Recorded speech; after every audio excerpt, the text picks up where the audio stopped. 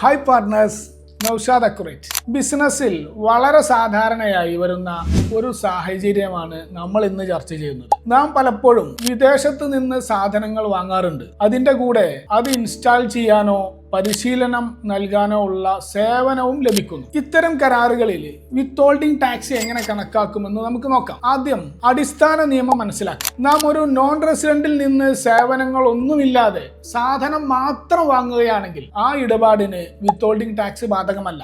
എന്നാൽ സാധനങ്ങളോടൊപ്പം installation, training, maintenance തുടങ്ങിയ സേവനങ്ങളും ഉണ്ടെങ്കിലോ ഇവിടെയാണ് നിയമം ശ്രദ്ധിക്കേണ്ടത്. ഇത്തരം മിക്സഡ് കോൺട്രാക്റ്റുകളിൽ ഏറ്റവും പ്രധാനപ്പെട്ട കാര്യം നിങ്ങളുടെ കരാറിലും ഇൻവോയ്സിലും സാധനങ്ങളുടെ വിലയും സേവനങ്ങളുടെ വിലയും വ്യക്തമായി വേർതിരിച്ച് കാണിച്ചിരിക്കണം എന്നുള്ളതാണ്. ഉദാഹരണത്തിന്, നിങ്ങൾ 1,00,000 റിയാലിന്റെ ഒരു മെഷീൻ വാങ്ങുന്നു. ഇതിൽ 90,000 റിയാൽ മെഷീനിന്റെ വിലയും 10,000 റിയാൽ ഇൻസ്റ്റലേഷൻ സേവനത്തിന്റെ വിലയുമാണെങ്കിൽ ഇത് ഇൻവോയ്സിൽ പ്രത്യേകം രേഖപ്പെടുത്തിയിരിക്കണം. ഇങ്ങനെ വേർതിരിച്ചു കഴിഞ്ഞാൽ നികുതി കണക്കാക്കുന്നത് വളരെ എളുപ്പമാണ്. WHT ബാധകമാകുന്നത് വാല്യൂ ഓഫ് സർവീസ് അഥവാ സേവനങ്ങളുടെ മൂല്യത്തിന് മാത്രമായിരിക്കും. സാധനങ്ങളുടെ മൂല്യത്തിന് WHT നൽകേണ്ടതില്ല. അത് നികുതിയിൽ നിന്ന് ഒഴിവാക്കപ്പെട്ടതാണ്. നമ്മുടെ ഉദാഹരണത്തിൽ നിങ്ങൾ 10,000 റിയാലിന് മേൽ മാത്രമാണ് WHT കണക്കാക്കേണ്ടത്,